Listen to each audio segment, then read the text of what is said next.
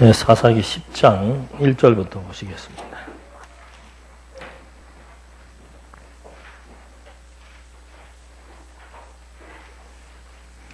10장 1절 아비멜렉 후에는 이삭을 사람 도도의 손자이며 부하의 아들인 돌라가 일어나 이스라엘을 구원하였는데 그는 에브라임 산지 3일에 살며 23년 동안 사사로 이스라엘을 다스리다가 죽어 3일에 장사되었다.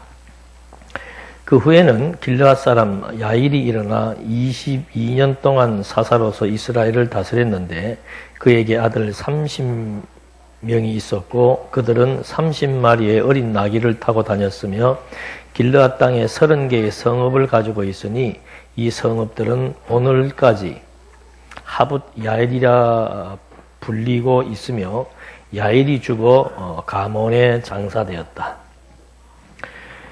사사기서는 한 40여 년 동안 여호수아를 통해서 가나안 땅을 정복하게 하시고 그 다음에는 그의 한 10배에 준하는 기간 동안 그러니까 약 한 300~400년 어간 동안 계속해서 전쟁을 통해서 하나님께서 시험하시는 내용입니다. 전쟁을 통해서 시험한다는 것은 전쟁을 치를 때마다 나라의 통치자가 있어야 되죠. 그래서 전쟁을 이끌어 나갈 지도자, 그걸 이제 이 시대는 사사로 부른 겁니다. 그래서 뭐 재판도 할 수 있고 또 선지자의 노릇도 해가면서 백성들의 리더가 됐던 그런 시대였습니다. 그래서 여호수아 이후로부터는 이제 여러 지파에서 사사들을 등장시켜서 그 사사들로 하여금 전쟁을 통해서 시험하는 겁니다. 시험의 내용은 다른 것 없죠. 시험에 우리도 뭐 학교에서 시험을 치릅니다만은 시험 치르는 목적은 뭔가 하면 그게 실력을 향상시키는 겁니다. 그러니까 이때 하나님 백성들의 실력이라고 하는 것은 신앙이지요. 그들의 신앙을 향상시켜서 하나님이 여호와로서 모든 만사와 만물, 특별히 이 전쟁처럼 긴박한 건 없습니다. 뭐 여기 대부분 다 전쟁을 저도 경험을 못 해보고 살았습니다만은 전쟁이라고 하는 것은 뭐 진짜 죽느냐 사느냐 가장 긴박한 인간으로부터 가장 긴장감을 가지고 살아갈 수밖에 없는 그런 아주 극단적인 방법이죠. 그걸 전쟁을 통해서 시험하시는 테스트하시는 교육의 목적은 뭔가? 하나님 여호와라는 거죠. 그래서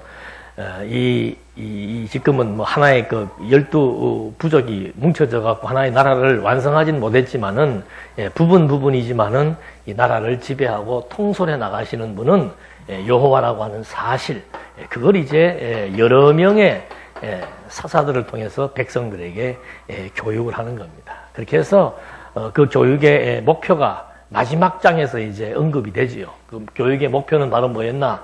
사사기 마지막 장에 보면은 백성들에게 왕이 없으니까, 나라를 끌어나갈 왕이 없으니까 백성들이 자기 소견에 좋은 대로 하더라. 그래서 우리에게도 왕이 필요하다. 물론 역사적으로는 이스라엘의 왕을 얘기했습니다만은 신학적 의미는 하나님께서 이미 이 다스리는 권세를 유다 지파 열왕이 날 것을 아브라함에게 약속을 했고 또 유다에게는 7위자의 지팡이가 떠나지 않을 것을 약속해 주었기 때문에 그 유다 지파를 따라서 이제 왕이 나타나고 그 왕에 의해서 나라를 창건하겠다는 그런 하나님의 언약을 이루시기 위한 하나의 예비 단계지요. 나라를 세우기 위한 예비 단계. 그러니까 역사적으로는 나라를 세우기 위한 예비 단계지만은 신학적 의미는 정말 하나님은 언약대로 300여 년 동안의 시험을 통해서 온 백성들의 관심사가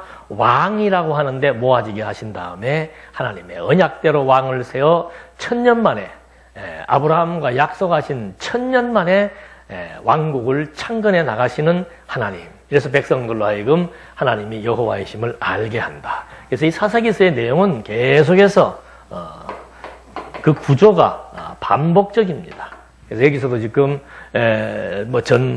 구분하기는 사사시대의 전반기, 후반기 이렇게 나눴습니다만은 이제 우리가 읽어드린 말씀대로 후반기에 들어와서 둘라와 야일, 그 다음에 입다, 그리고 기타 또 여러 명의 입산 여러 명의 사도들이 나오고, 그리고 삼손이라고 하는 유명한 사도가 나오고, 그러니까 사도들 중에서도 좀 특별히 하나님이 섭리하신 사도들에 대한 그런 역사적인 내용들이 좀 풍부한 사도들이 나오고, 그냥 걔도 누가 몇 년 동안 다스렸다, 누가 몇 년 동안 다스렸다, 이렇게 전개되어 나가면서, 물론 전쟁의 방법은 다르고 그 전쟁을 치르게 하기 위해서 세운 사사들의 특성들은 다르지만은 그 의미는 하나밖에 없다는 거죠. 하나님께서 사사들을 통해 시험해서 이제는 내가 나라 세울 그런 시점이 임박해 왔다. 그래서 그 나라를 하나님께서 약속하신 그 왕조를 통해서 나라를 세워서 정말 만왕의 왕이신 이 그리스도에 대한 소망을 갖도록, 그리고 그리스도 오실 것에 대한 예표로서의 모형과 그림자로서의 왕조를 준비하는, 그래서 이 이스라엘의 역사는 이미 이 아브라함에게 열왕이라고 하는 국가에게 있어서 물론 국민이 있어야 되고 그들이 정착해야 될 땅이 필요합니다만, 국민과 국토가 있으면은 그 다음에 중요한 위치는 통치자지요. 한 나라의 왕이 어떤 왕이 세워지느냐에 따라서 그 나라의 여러 가지 많은 문제들이 같이 편성되어져서 나타나는 것처럼 이 시대도 열왕이 이제 나타나야만 결국 이제 이 나라는 진짜 명실공히 그 나라가 그대로 모습을 갖추게 되는 거죠. 이게 이제 천년의 어간입니다. 그러니까 하나님은 이제 땅을 정복하고 난 이후로부터는, 땅 정복이 이제 여호수아 때 땅을 정복해서 분배를 했습니다. 그 이후로부터 지금 나타난 것이 저 시험이에요. 저 시험을 통해서 하나님이 백성들에게 주지시켜 주려고 하는 것은 뭔가 열왕이 날 것에 대한 이제 관심을 갖도록, 이게 전부 하나님의 교육이죠. 그거에 대한 과정을, 열왕을 통해서 하나님이 여호와이심을 계시해 주려고 하는 하나님의 섭리의 의도가 있기 때문에 사사시대의 300년 동안 이제 그런 왕에 대한 중요성, 필요성을 깨닫게 하는 겁니다. 그렇게 하신 다음에 요 바로 앞에 이제 우리가 공부하게 될 그 다음 단원이 룻기지요. 룻기는 볼 것도 없습니다. 왕을 예비하는 거예요. 그러니까 사사시대를 통해서 왕의 필요성을 고취시키고, 룻기서에서는 바로 왕을 하나님께서 여기는 필요성, 여기는 왕을 예비하기 위해서 이제 보아스와 룻과의 관계를 통해서 그 맨 끝에 보니까는 이새의 아들 다윗이 지금 여기서 이미 하나님께서 준비해서 이제 사무엘서에 넘어오면은 누가 나오는 거예요? 다윗에 의해서 실제로 왕국이, 통일 왕국이 형성되어지는 거. 그 이후의 역사도 계속해서 이 왕조에 따르는 역사적 유형이 나타나게 되는 거죠. 그 부분은 이제 오후 시간에 하겠습니다만은, 하여튼 여호수아서의 내용도 한 가지의 하나님의 의도, 이제 내가 열왕을 세워주겠다고 하신 그 약속대로 백성들에게 사사를 통한, 통치자를 통한 통치자의 중요성과 필요성을 알게 해서 하나님이 언약을 성취하실 여호와이심을 알게 하신다는 것. 그래서 둘라와 야일의 치적과 죽음에 대한 것 둘이 합치니까 이제 45년간을 치리하고 죽습니다. 여기 특징은 뭔가? 사사들이 통치할 때는 나라에 평화가 오는 거죠. 사사를 하나님이 보내주시면은 평화가 오는 것이고, 사사가 없으면은 그 다음에 백성들은 범죄해서 파멸하는, 도탄에 빠지게 되는 그런 이제 양극화 현상을 통해서 하나님은 하나하나 섭리를 해나가는 겁니다. 그래서 45년 동안 이제 하나님의 통치에 의해서 국가의 안녕과 질서가 유지된 것을 알게 한 겁니다. 그런 다음에 6절, 이스라엘 자손이 다시 여호와 보시기에 악을 행하여 바알들과 야스다롯과 아람의 신들과 시돈의 신들과 모압의 신들과 암몬 자손의 신들과 블레셋 사람의 신들을 따르며 여호와를 버리고 그분을 섬기지 않으므로 여호와께서 이스라엘에게 진노하셔서 그들을 블레셋 사람의 손과 암몬 자손의 손에 파셨다.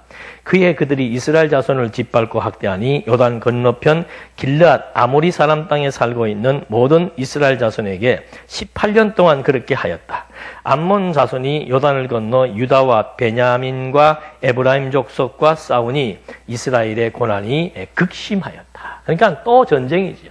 이게 뭐 하면은 사사들을 통해서 평화의 시대가 지나고 나면은 사사가 죽으니까 바로 이제 이 여호와에 대한 인식이 점점 사그러지게 되는 거죠. 하나님에 대한 관심이 멀어지게 되는 겁니다. 하나님의 관심이 멀어지니까 그 다음에는 바로 이제 범죄, 우상을 숭배하는, 우상 숭배한다는 것은 뭐 우리가 늘 공부한 대로 그냥 자기 욕심의 표현이 우상 숭배예요.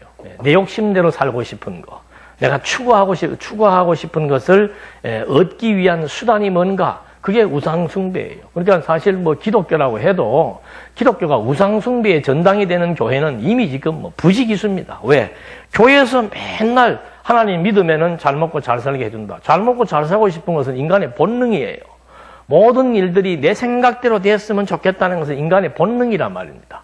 그 본능을 자꾸 자극해서 마치 교회가 나오기만 하면은, 이 신을 섬기기만 하면은, 신에 대해서 충성 봉사만 하면은 신이 인간의 욕구를 충족시켜주는 것으로 가르치는, 그건 교회가 아니고 이미 우상의 집단이죠. 근데 이미 한국교회는 그게 이제 완전히 풀뿌리로 만연이 돼버린 겁니다. 우리나라의 토양도 그런 그 무속적인 데다가 그게 기독교에 대한 진리를 올바로 교육하지 않으니까 거의 대부분의 사람들이 성경을 알려고도 하지 않고 성경에 대한 중요성도 별로 모릅니다. 그냥 교회 나와서 목사가 하는 말 몇 마디 듣고 그건 쉬운 거예요. 시키는 대로만 하면은 복 받을 수 있다라고 하는 거. 그러니까 뭐 오늘도 아침에 기독교 방송 보니까 뭐 다른 거, 성경에 얼마나 복의 내용이 많습니까? 예? 잠언서도 보면은 뭐 여호와를 경외하고 여호와께 순종하면은 뭘 받으리라? 복을 받으리라. 그러니까 읽고서는 맨 그런 식으로 신학적 의미, 모든 사건에 하나님께서 그 사건을 주도하시는 하나님의 의도, 이걸 파악하기가 힘드니까 그냥 표면적으로 읽고 많은 사람들이 공감대가 형성될 수 있는 것, 복실하는 사람은 한 명도 없잖아요. 예. 그러니까 이게 이제 그동안 기독교가 완전히, 이건 기독교라고 할 수도 없습니다. 그런 변질된, 그런 잘못된 우상숭배하는 그런 그 기독교로 전향되어 버린 그런 종파들이 지금 이제 완전히 한국에 뿌리를 내렸다가 이제는 그것이 어디에 무너지는가? 유사한 이단에게 넘어가는 거예요. 그러니까 기독교가 이단에게 넘어갈 수가 없는 거죠. 정말 우리가 하나님에 대한 진리를 통해서 하나님이 어떤 분이신지를 확실하게 배우고 나면은 어떤 유혹과 어떤 이상한 사설들이 들어와도 거기에 논파당하지 않습니다. 그런데 너무 부실한 거예요. 너무. 성경을 통해서 계시된 하나님의 존재 확증에 대한 이론들이 너무 부실하니까, 그러니까 유사 기독교지요.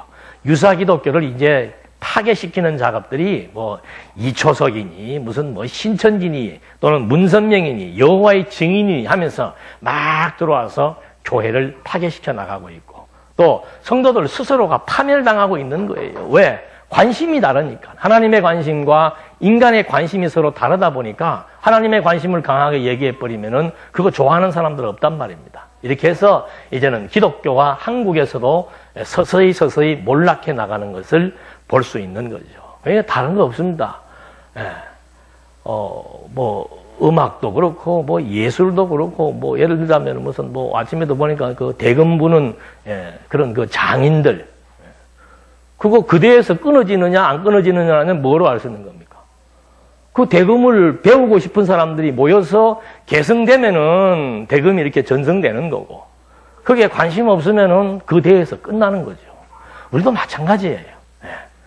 말씀이라고 하는 것이 지금 이제 뭐 아직 저희들이야 살아 있으니까 괜찮습니다만은 그 다음에 이제 30대 이게 말씀이 계승되려면은 30대 40대 막 톡톡 튀는 이 친구들이 나와서 공부를 해서 정말 여기에 몰입해가지고 이것이 진리이기 때문에 이것을 우리가 지켜야 되겠다는 그런 사명에 의해서 살아가는 세대들이 나타나면은 그나마 이 말씀 운동도 개성이 될 것이고, 그게 없이 흐지부지해지기 시작하면은 끝나는 거죠. 예. 그래서 아직은 뭐 그런 것을 속단할 때는 아닙니다만은 옛날보다 저희들이 공부할 때보다 지금은 그런 사람들의 분포도가 너무너무 작다는 거죠. 그래서 이게 참 하나님께서 뭐 어떻게 하실지는 모르지만은 사사시대를 이렇게 보아도 정말 교육이라고 하는 것, 하나님에 대한 궁극적 관심과 하나님을 경외하며 살아간다라고 하는 인간의 본분, 이것에 대한 진정한 행복감을 느끼지 못하고 산다면은 그건 뭐 자연히 멀어질 수밖에 없는 겁니다. 그래서 백성들이 결국은 사사들의 45년 동안 치리 기간이 끝나자마자 그들은 다시 우상을 섬기면서 범죄하게 되는 그런 결과를 여기에서 우리가 확인해 볼 수 있습니다. 그러니까 이제 막 전쟁을 통해서 너무도 고난이 극심하니까 10절, 그러므로 이스라엘 자손이 여호와께 부르짖으며 말하기를 우리가 우리 하나님을 버리고 바알들을 섬겨 주께 죄를 지었습니다 하니 여호와께서 이스라엘 자손에게 말씀하셨다. 내가 이집트 사람들과 아모리 사람들과 암몬 자손과 블레셋 사람들에게 너희를 구원하지 않았느냐. 시돈 사람들과 아말렉 사람과 마온 사람이 너희를 압제할 때 내가 너희가 내게 부르짖음으로 내가 너희를 그들의 손에서 구원하였는데 너희가 나를 버리고 다른 신들을 섬기니 내가 다시는 너희를 구원하지 않을 것이다. 너희는 가서 너희가 택한 신들에게 부르짖어라. 너희의 환난 때 그것들이 너희를 구원하게 하여라. 이스라엘 자손이 여호와께 말씀드리기를 우리가 죄를 지었으므로 주께서 보시기에 좋은 대로 우리에게 행하소서. 다만 구하오니 오늘은 우리를 건져 주소서 하고 자기들 가운데 이방 신들을 제하고 여호와를 섬기니 여호와께서 이스라엘의 고통을 인하여 마음에 근심하셨다. 그때 암몬 자손이 소집되어 길르앗에 진을 쳤으므로 이스라엘 자손도 모여 미스바에 진치고 길르앗 백성과 지도자들이 서로 말하기를 누구든지 먼저 나가서 암몬 자손과 싸우면 그가 길르앗 모든 주민들의 우두머리가 될 것이다 하였다. 그러니까 결국 이런 어려움이 와서 범죄로 말미암아 하나님의 징계에 의해서 고통을 느끼게 되니까 그런 자리에서 이제 제대로 각성하는 그런 이제 결과를 확인하게 되는 거죠. 인생도 하나님께서 고난과 형통을, 공고와 형통을 겸하여 주시는 것은 우리는 자꾸 어떤 공고한 환경, 형통한 환경 자체에 관심을 갖는 거죠. 그런데 하나님의 관심은 환경에 대한 변화가 중요한 게 아니고 형통한 환경이든 공고한 환경이든 하나님 여호와로 살아 계신다라고 하는 것을 알고 여호와를 의지하며 또 의지함으로 주어지는 심령의 평안을 누리는 것, 그것이 하나님의 관심인데 거의 대부분의 사람들은 그 환경 변화 자체에만 관심을 갖는 거죠. 그러니까 환경 좋아지면 좋았다가 나빠지면 또 고통받았다가 좋았다가 나빴다가 좋았다가 나빴다가 그러는 거죠. 그래서 우리 이 진리의 말씀도 마찬가지예요. 하나님은 진리 자체에 대한 관심을 갖고 진리를 통해서 하나님의 존재를 우리에게 확증시켜 주는 데 있지, 말씀 듣고 자기의 평안이나 추구하고 말씀 듣고 자기의 안일이나 추구하고 그렇게 한다면 그거는 진정한 말씀에 대한 진가와 의미를 모르는 거죠. 그래서 말씀이라는 것이 물론 직접적으로는 우리의 심령의 평안과 듣지 않을 때는 공고함을 주지만 그 평안과 공고함을 넘어서 정말 형통과 공고함의 환경을 통해서 우리에게는 하나님이 어떤 분이신 줄 알고 정말 세상 만사 그분 의지하지 않고는 엊그저께도 어떤 분이 만났는데 암 선고를 받아가지고 잘못 진단됐대요. 그러니 한 20일 동안 어디 갔다 왔겠어요? 그런 것도 괜찮겠어? 어떻게 현대과학이 그런 걸 오진을 하는지. 암 선고 받아갖고 죽는다 그랬대요. 완전 말기암으로 선고 받아가지고 한 20일 동안 이제 완전히 뭐 했는데, 그래도 그 사람은 보니까 말씀의 씨앗이 심령 속에 있는 거예요. 보통 사람 같으면 뭐 원망하고 별일 다 할 텐데 암 선고 받고부터는 조용히 자기 인생에 대해서 생각을 해보는 깊은 시간이 되었다 그러더라고요. 그게 계기가 돼갖고 지금은 막 일하면서도 거의 그냥 막 말씀에 젖어 살더라니. 그래서 일부러 저 밥 사주겠다고 대구까지 밤중에 와가지고 저녁을 내가 낸다고 해도 자기가 왜 우리 인터넷으로 공부를 열심히 하나 봐요. 그래서 어떤 환경이라고 하는 것이 하나님이 그런 환경을 주시는 의도가 뭔가 하나밖에 없습니다. 우리 인생에서 신 존재 확증하고 신에 대한 종교성을 빼버리면은 그건 뭐 짐승과 똑같은 거죠. 그래서 이런 환경, 저런 환경을 통해서 하나님이 왜 그러셨을까? 항상 왜라고 하는 질문을 던질 때래야 정확한 해답을 얻을 수 있는 거죠. 그래서 하나님께서 그 해답 얻게 하기 위해서 하나님께서 자기 백성들에게 도리어 엄청나고 극심한 고통을 주어서 그들로 하여금 저 하나님의 교육적 의도와 일치할 수 있는 섭리를 해나가시는 것. 그걸 이제 우리가 하나하나 확인을 해봅니다. 그런 다음에 이제 10장 17절로부터는 10장에서는 암몬 길르앗에서 그 후반부에 미스바에 진을 치고 이제 입다 이제 그 진 쳤고, 그 다음에 11장부터는 이제 하나님께서 입다 사사를 세우는 내용이 나옵니다. 길르앗 사람 입다는 힘센 용사였는데 그는 길르앗이 창기에게서 낳은 아들이었다. 길르앗 아내도 아들들을 낳았는데 그 아내의 아들들이 장성하였을 때 그들이 입다를 쫓아내며 말하기를 너는 다른 여자의 자식이니 우리 아버지의 집에서 유업을 이어받을 수 없다 하였다. 입다가 자기 형제들에게서 도망하여 도읍 땅에 살았으니 불량배들이 입다에게 모여들어 그와 함께 다녔다. 그러니까 아까도 뭐 우리가 앞에서 볼 때 그 사사들 중에서 좀 특색 있는 사사들 보는 게 여자 드보라가 있었고, 비겁한 병약한 기드온, 아주 이기적이죠. 그런 기드온이 있었고, 이번에는 신분이 뭐예요? 창녀의 아들이라, 창녀의 아들. 그러니까 집안에서 이 더러운 가문이라고 해서 쫓아내버린 거죠. 쫓아내니까 이제 나가서는 누구하고 어울리는 거예요? 불량배들하고. 불량배들이, 지난 시간에도 불량배가 나오더만, 이번에도 또 이제 불량배들하고 어울려 다닌 거죠. 그러니까 뭐 어쩔 수 없어요. 가정에서 쫓겨나가지고, 그렇게 되니까 이제 악심을 품고 결국은 그렇게 옮겨 다니는 그런 자였는데, 하나님께서 이제 그런 자들을 어떻게 하신다? 부르셔서 쓰시는 내용입니다. 4절 얼마 후 암몬 자손이 이스라엘과 전쟁하였다. 암몬 자손이 이스라엘과 전쟁할 때 길르앗 장로들이 입다를 오려고 도읍 땅으로 가서 입다에게 말하기를 와서 우리의 대장이 되어 주시오. 그래야 우리가 암몬 자손과 전쟁할 수 있겠소하니 입다가 길르앗 장로들에게 말하기를 당신들이 나를 미워하여 내 아버지 집에서 쫓아내지 않았소. 이제 당신들이 환란에 처하였다고 나를 찾아오는 것은 무슨 까닭이요 하였다. 길르앗 장로들이 입다에게 말하기를 이제 우리가 당신을 찾아온 것은 당신이 우리와 함께 가서 암몬 자손과 싸워주기를 바라기 때문이요. 그러면 당신이 우리 길르앗 모든 주민의 우두머리가 될 것이요 하므로 입다가 길르앗 장로들에게 말하기를 만일 당신들이 나를 데려가서 암몬 자손과 싸울 때 여호와께서 그들을 내 앞에 넘겨주시면 내가 당신들의 우두머리가 되겠소 하였고, 길르앗 장로들이 입다에게 말하기를 여호와께서 우리 사이에 듣고 계시니 우리가 당신이 말한 대로 반드시 행할 것이요 하였다. 입다가 길르앗 장로들과 함께 가니 백성이 그들의 우두머리와 대장으로 삼았다. 입다가 미스바에서 자기의 말들을 여호와 앞에 모두 말씀드렸다. 그러니까 입다가 물론 과정상에 있어서 불량배하고 어울리고 살았지만은 그 중심에는 뭐가 있는 거예요? 여호와 하나님에 대한 중심이 있는 거죠. 그래서 이 참 특별히 어릴 때부터 이 교육이라고 하는 거는 그런 거예요. 어릴 때부터 그 받았던 교육들. 지나도 보니까 지금 그 교회, 한 군데 교회에서 벌써 보이콧 당해서 한 1년쯤 돼 가니까.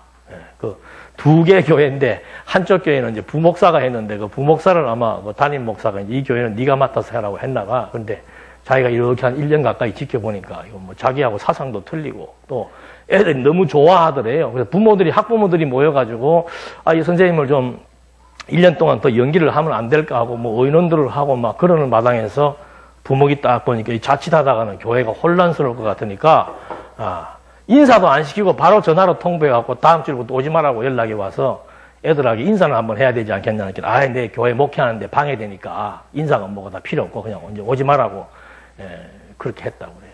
그러니까 애들이 전화를 걸어서 울고불고 통곡들을 하고 그 얘기를 왜 하는가? 이제 그렇게 한번 말씀에 씨앗이 떨어진 애들은요, 평생 잊어버리지 않습니다. 절대 그렇게 10대 때, 요럴 때 들었던 그 민감한 하나님에 대한 확신, 또 뭐 확신은 아니더라도 하나님에 대한 소개된 바른 논리적인 체계를 공부하게 되면은 부모들이 왜 좋아했는가? 애들이 전부 노트를 다 가지고 있더랍니다.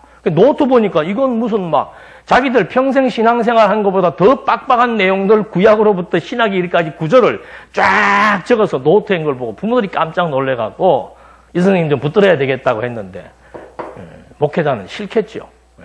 그래서 결국은 이제 보이콧도 당하고 12월 21일 날 비행기표를 예매해서 이제 들어오게 되는데 그것도 막 제일 후질그리한 비행기를 끊어준 것만 해도 다행이지 뭐. 끊어줘서 뭐 한참 이제 막 경유하고 이제 고생하다가 들어올 모양인데 어찌됐든 간에 어린 나이에 말씀이 심어졌다. 걔네들은 행운이에요. 이제 물론 이제 뭐 메일도 선생님하고 주고받을 거고 나중 되면 우리의 사이트도 알 것인데 언젠가는 그거 잊어버리지 않지요. 이따도 마찬가지입니다. 그 쫓겨났을 때 얼마나 그 마음이 고통스러웠겠습니까? 기생의 아들이라고 해서 창녀의 아들은 한 것만 해도 치명적인데 가족들에게 창녀의 아들이라고 친척들에게 쫓겨나가지고 불량배들하고 어울리면서 할 때 그래도 하나님이 그를 붙드셨을 때는 그 중심에 여호와에 대한 인식이 각인돼 있었던 거죠. 그러니까 불렀을 때 자만하지 않고 하나님 앞에 묻고 하나님이 정말 우리와 함께 하시면은 승리할 수 있다라고 하는 그런 신중심의 고백을 입다가 하는 것을 볼 수 있는 겁니다. 그렇게 한 다음에 12절 입다가 암몬 자손의 왕에게 사신들을 보내어 말하기를 나와 당신이 무슨 상관이 있기에 나에게 와서 내 땅을 치려하느냐 하니 암몬 자손의 왕이 입다의 사신들에게 말하기를 이스라엘이 이집트에서 올라올 때 아르논에서 야복과 요단까지 내 땅을 빼앗았으니 이제 그 땅을 평화롭게 다시 돌려라 하므로 입다가 암몬 자손의 왕에게 다시 사신을 보내어 그에게 말하였다. 입다가 이같이 말한다. 이스라엘은 모압 땅이나 암몬 자손의 땅을 빼앗지 않았다. 이스라엘이 이집트에서 올라올 때 광야를 지나 홍해에 이르고 가데스에 와서는 이스라엘이 에돔 왕에게 사신들을 보내어 말하기를 부디 내가 당신의 땅을 통과하게 해주시어 하였으나 에돔 왕이 듣지 않았으며 모압 왕에게도 사신을 보내었으나 그가 허락지 않았으므로 이스라엘이 가데스에 머물렀다. 그 후에 그들이 광야를 지나 에돔 땅과 모압 땅을 돌아서 모압 땅에 해 뜨는 쪽으로 가서 아르논 건너편에 진을 쳤고 모압 영토로 들어가지 않았으니 아르논이 모압 땅의 경계이기 때문이다.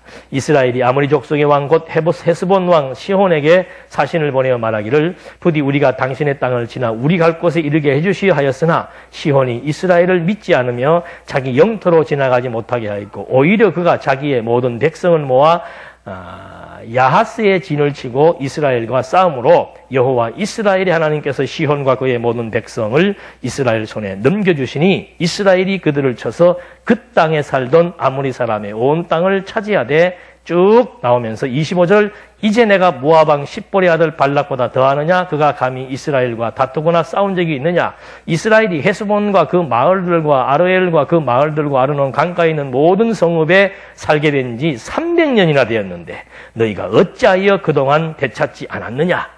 그러니까 여러분 지금 이 입다가 진술하는 내용을 보면서 뭘 느낄 수 있습니까?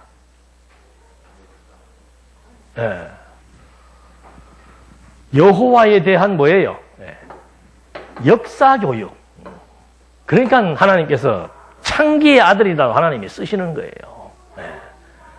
지금 이따가 계속해서 그 왕에게 지금 사신을 통해서 진술하는 겁니다. 처음에 너희 땅이었다.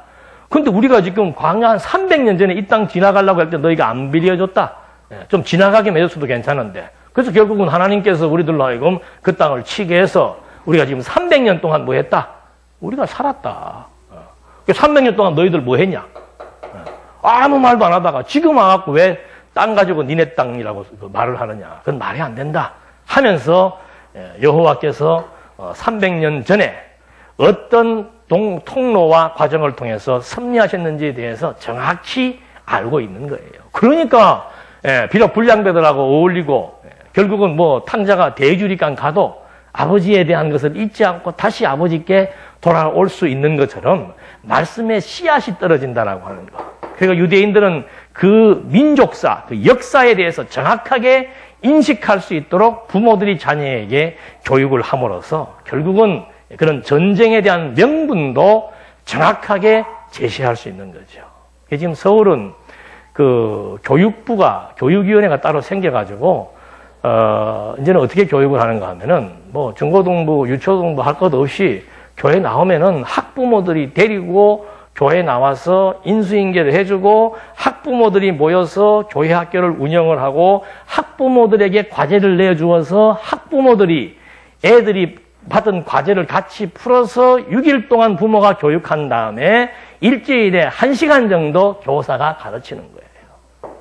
그게 유대인의 교육입니다. 그러니까 그거를 정확하게 코스를 밟지 않으면 이제는 교회 와서 애들만 이렇게 델렁 떠맡겨놓고 부모는 부모대로 뭐 예배 보고 뭐 놀러 가고 한다고 해서 되지 않습니다. 부모가 등록도 해야 되고 부모가 또 애들에게 미리 교육을 시켜서 그 애가 일주일 뒤에 교회 갔을 때 선생님의 질문과 과제물에 대해서 충분한 준비가 되지 않으면은 그 애는 그 교회 학교에서 적응할 수 없는 그런 체제. 여기도 지금 선생님들 계십니다만은 뭐 학교 선생님들이 어떻다? 학교 선생님들이 그 뭐 어떡하란 말이에요. 이미 개의 인성과 모든 기본적인 것은 벌써 모태에서부터 이게 교육이 돼가지고 3살쯤 되면은 다 형성이 돼버리고 7살 될 때까지 부모가 자식한테 제대로 된 무슨 뭐 종교교육을 시킨 것도 아니고 제대로 된 교육을 시키는 것도 아니고 전부 기능적인 거. 음악, 미술, 예능, 요즘은 막 체육까지 시키고 요새는 막 군도 가기 전에 훈련소에서 할 그것까지 또 미리 받는 별하별 학원이 다 있더만요. 군대 가면 되지. 군대 가서 훈련 받으면 되는데 그 훈련 과정을 또 미리 학원에서 또 공부하고 군대를 가. 군대가 그렇게 어려운 데인가? 기능적인 것을 많이 안다고 그게 똑똑한 애가 아니에요. 그 아이의 정신세계가 그 가치관이 도대체 어떤 가치관을 갖게 되고 그 가치관에 의해서 인생을 어떻게 살 것인 것을 어릴 때부터 그 수준에 맞는 교육을 부모들이 하는 거라 이 말입니다. 그 지금 여기도 마찬가지예요. 그래서 이 입단은 그래도 교육 제대로 받았죠. 비록 창녀의 아들이라 할지라도 교육을 제대로 받은 거예요. 그래서 절대 어떤 상황이 주어졌을 때 그 상황에 대해서 신중심의 논증을 할 수 있고 변호를 할 수 있고 변증을 할 수 있는 이런 똘똘한 사람. 얼마나 멋있어요. 우리가 애들 지금 성경교육 하잖아요. 그 하는 이유가 뭡니까? 여기서 하는 것보다도 이제 집안에서 부모들이 해야 돼요. 애들 보고 공부해라 그런 소리만 할 게 아니고 정말 식사할 때든지 어떤 뭐 가족들이 모임이 있을 때 아니 그러면 같이 TV를 보더라도 하나하나 어떤 사건을 바라보면서 하나님 중심으로 서로 논의를 하고 해석을 하고 설명을 해주는 거. 그래야 자녀가 나중에 커서도 부모 말을 듣지요. 그래서 이런 준비된 이런 상황에서 정말 신중심의 역사관을 피력하면서 이 땅이 왜 우리 땅이며 우리가 이 땅을 왜 가져야 되는지에 대한 분명한 이유를 제시한 내용들을 우리가 이렇게 함께 확인을 해봤습니다. 그러면서 27절 내가 내게 죄를 짓지 않았으나 내가 나를 공격하여 내게 악을 행하려 하니 재판관이신 여호와께서 오늘 이스라엘과 암몬 자손 사이를 판결해 주실 것이다. 그러나 암몬 자손의 왕은 입다가 그에게 전한 말을 듣지 않았다. 당연히 듣지 않겠지요. 그러니까 입다는 하나님이 당신의 하나님이니까 하나님 중심으로 역사 해석을 하는 거고 암몬 자손의 왕은 뭐예요? 태고 쪽, 그 옛날부터 우리가 살았던 것이다라고 역사 해석을 하는 거고 누구 말이 맞는 것 같아요? 실제 상황으로 보면 이건 누구 땅이에요? 암몬 땅이에요. 가나안 땅도 마찬가지예요. 그런데 유대인들은 그들의 신이 어떤 신이니까? 절대 신이기 때문에 신의 말씀과 신의 약속에 의해서 세계와 모든 우주와 만사가 움직여 나간다는 신중심 사상을 갖고 있기 때문에 일반 역사에 대해서는 크게 관여하지 않는 것을 볼 수 있습니다. 그때 여호와의 영이 입다에게 임하시니 그가 길르앗과 므낫세를 지나고 길르앗의 미스베를 지나 암몬 자손에게 건너가며 입다가 여호와께 서원하여 말하기를 만일 주께서 암몬 자손을 참으로 제 손에 넘겨주시면 제가 암몬 자손에게서 평안히 돌아올 때 제 집 문에서 나와 저를 영접하는 자가 여호와의 것이 될 것이니 제가 그를 번제로 드리겠습니다 하였다. 그가 암몬 자손에게로 나아가서 그들과 싸우니 여호와께서 그들의 손에 그의 손에 넘겨주셨으므로 그가 아로엘에서부터 민닛에 이르기까지 20성읍을 치고 또 아벨 그라민까지 크게 살육하니 암몬 자손이 이스라엘 자손 앞에 굴복하였다. 그러니까 입다를 하나님이 세우셨고 하나님의 신이 감동해가지고 또 입다가 또 뭐까지 하는 거예요? 서원까지 하는 건데 이 서원도 잘해야 돼 이거. 자기 방기로 오는 첫 번째 사람을 뭐로 바치겠다? 제물로 바치겠다. 이 부모들이 서원 잘못해가지고 평생 골병 드는 사람들 많이 봤는데 이 서원은 그 서원이 아닙니다. 지금은 하나님께서 서원하지도 말라고 그랬고 예수님도 서원하지도 말라. 왜? 서원이라고 하는 것은 서원의 성질이 뭐예요? 반드시 뭐 해야 돼요? 지켜야 돼요. 못 지키면 죽습니다. 그러니까 서원하지 말란 말을 예수님이 하는 거지. 서원은 누구만이 할 수 있다 이제는. 그리스도만이 서원하고 그리스도만이 서원을 성취할 수 있는 겁니다. 그러니까 여기서 나온 이 서원도 결국은 입다가 그런 서원을 통해서 결국은 입다는 서원을 지켜요, 안 지켜요? 지키잖아요. 서원에 대한 성질을 이제 정확하게 말해 주어서 정말 그리스도가 내가 온 것은 아버지의 뜻을 이루기 위해서 왔노라고 하는 그 서원을 그대로 성취하실 것에 대한 예표로서의 모형과 그림자지. 이걸 오늘날 우리가 무슨 우리 기껏 해봐야 서원하는 건 뭐예요? 사업 잘 되게 해주면 내가 얼마 낼랍니다. 그런 정도의 서원 해가지고 그것도 못하면 말지. 연보라고 하는 게 여건되면 하고 못하면 안 되면 못하는 거 아니에요. 그걸 왜 작정해놓고 안 했느냐, 서원해놓고 안 했느냐. 이건 완전히 사람들 기만하는 거죠. 그래서 결국은 하나님께서 이제 입다에게 이런 골치 아픈 서원의 문제를 결부시켜서 하나님의 의도, 하나님이 어떤 분이신 줄을 알게 하시는 교육적 수단으로 사용하시는 것을 우리가 확인해 보는 겁니다. 34절에 입다가 미스바 자기 집에 왔을 때 보아라. 그의 딸이 소고를 잡고 춤을 추며 그를 맞으러 나오고 있었는데 그는 무남 동료였다. 그가 딸을 보고 자기 옷을 찢으며 말하기를 슬프다 내 딸이여 너는 나를 비참하게 하며 나를 괴롭히는 자들 가운데 하나이다.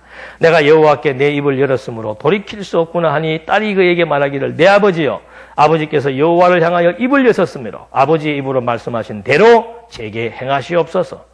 이는 여호와께서 아버지의 대적 암몬 자손에게 원수를 갚으셨기 때문입니다 하고 그 딸이 또 자기에게 말하기를 자기 아버지에게 말하기를 저를 위하여 이 일을 허락해 주십시오. 2달 동안 제게 자유를 주신다면 산에 올라가서 제가 처녀인 것 때문에 저와 제 친구들이 실컷 울겠습니다 하니 그가 말하기를 가거라. 2달 동안 딸을 보냈다. 그 딸이 자신이 처녀인 것 때문에 자기 친구들과 산 위에서 슬피 울었다. 2달이 끝났을 때 그가 자기 아버지에게 돌아왔으며 입다가 자기가 서원한 대로 그에게 하였는데 그는 남자를 알지 못하였다. 이것이 이스라엘 가운데 관습이 되어 이스라엘의 딸들이 해마다 집을 떠나 나흘 동안 길르앗 사람 입다의 딸을 위하여 애도하였다. 그러니까 무남 동료 딸 보통 보면 아내가 나오는데 얘는 아빠를 좋아했는 모양이에요. 차라리 아내가 그랬으면 아내가 또 얻으면 되는데. 구약시대 때는 그렇게 했잖아요. 여자들 아내 예사로 얻어서 했는데, 이 딸 하나 있는 딸이 그러니까 얼마나 아버지가 가슴이 아프겠어요. 근데, 글쎄요. 여기 지금 교육을 어떻게 했다는 내용은 안 나옵니다만은 그 아버지의 그 딸이라. 창기의 아들이었던 입다도 얼마나 하나님에 대한 확실한 지식을 갖고 있었고, 딸도 마찬가지예요. 아버지가 지금 하나님 앞에 서원해서 그 아버지 서원대로 지금 나가서 전쟁에 이겼기 때문에 이 지금 아버지가 또 한 그 서원도 반드시 지켜야 되지 않겠습니까? 내 걱정하지 마시라 이 말입니다. 내가 2달만 시간 주면은 처녀니까 그럼 아직 10대나 20대 초반 됐겠죠. 친구들하고 2달 동안 마지막으로 정말 시간을 보내고 난 다음에는 아버지가 서원한 그대로 내가 죽겠노라 하는 이런 당당한 고백을 지금 하는 것이 여기에 나타나는 거죠. 이게 이제 말들이 많아요. 정말 하나님께서 인간을 제물로 받으시느냐 안 받으시느냐. 그래서 자유주의 신학자들은 이건 하나의 그 시대의 제사의식이다. 그 시대에는 사람을 주변 종파들이 보면 사람을 제물로 드리는 그런 종교들도 많이 있었어요. 그래서 그 당시 하나의 제사의식으로서 딸을 이렇게 또 서원을 갖기 위해서 딸을 제물로 드렸는데 하면서 그것이 사실인지 아닌지는 알 수 없지만 이것은 하나의 전설이다. 그러니까 이 자유주의 신학자들은 이런 골치 아프고 초자연적이고 비도덕적인 사건들은 전부 전설 따라 삼설리로 다 넘겨버립니다. 이게 좋잖아요. 사실이다 말할 필요 없어요. 전설이다. 그럼 그 전설을 여기다 왜 기록했는가? 뭐 조심하라고? 서원을 경솔한 서원을 하지 마라. 말 됩니까 안 됩니까? 되잖아요. 그게 가장 신학적 수준이 높다고 하는 자유주의 신학자들의 견해입니다. 보수주의는 뭔가?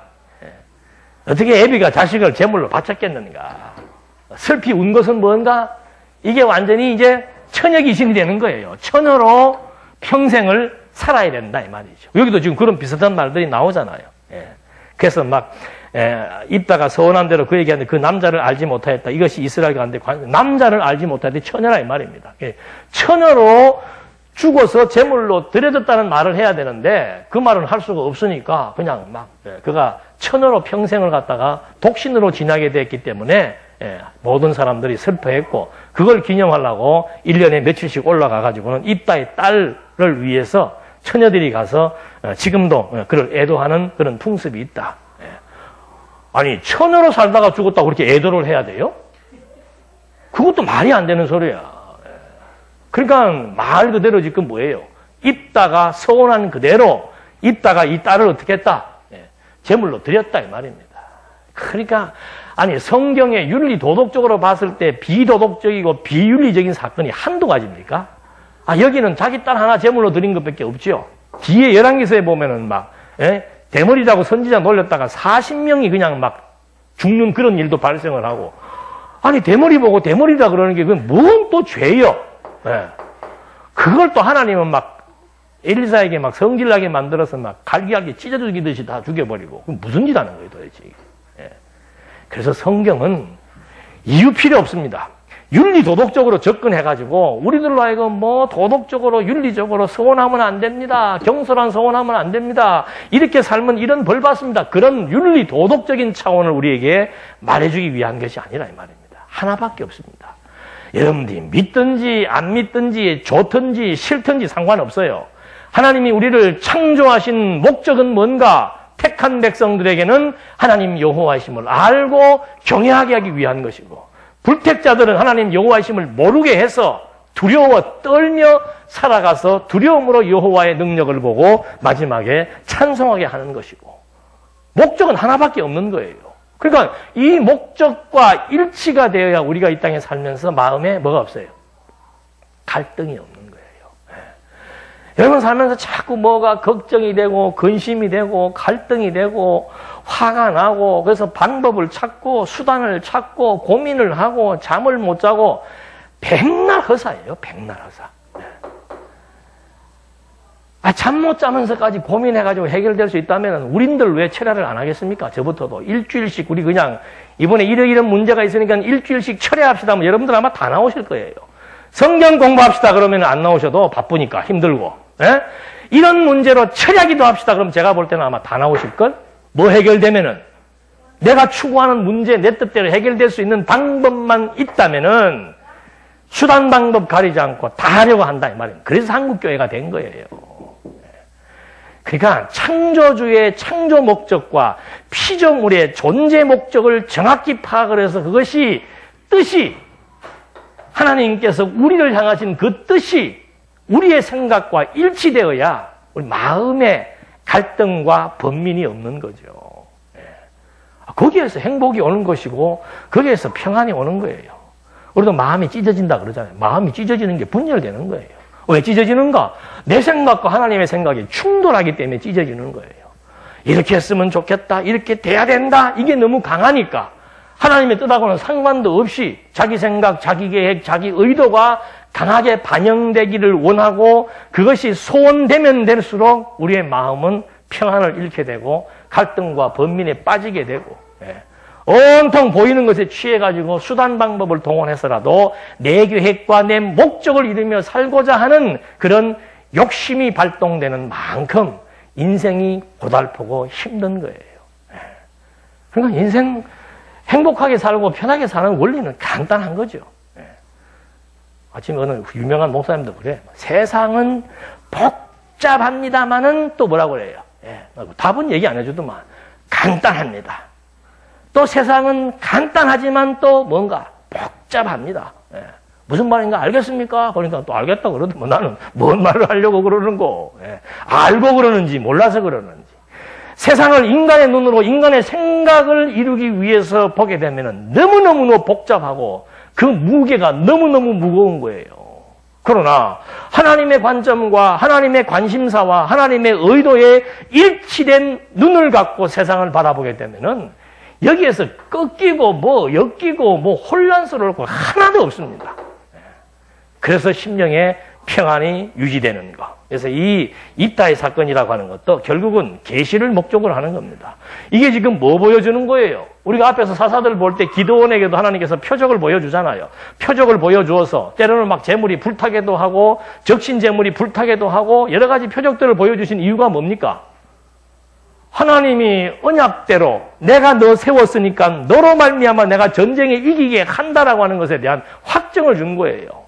전쟁을 이기고 나서도 이 전쟁은 내가 치르게 한 전쟁이니까 이긴 것이라고 하는 확정을 준 거예요. 그러니까 전쟁 치르기 전에 주시는 표적은 그 전쟁은 반드시 이긴다는 것에 대한 확정을 갖게 해주는 거고, 전쟁을 하고 난 뒤에 주시는 표적은 이 전쟁은 여호와로 말미암은 것이라는 사실을 잊어버리지 않게 해주는 거라고 말입니다. 그러니까 이 서원도 지금 다른 말로 하면 뭐예요, 이게?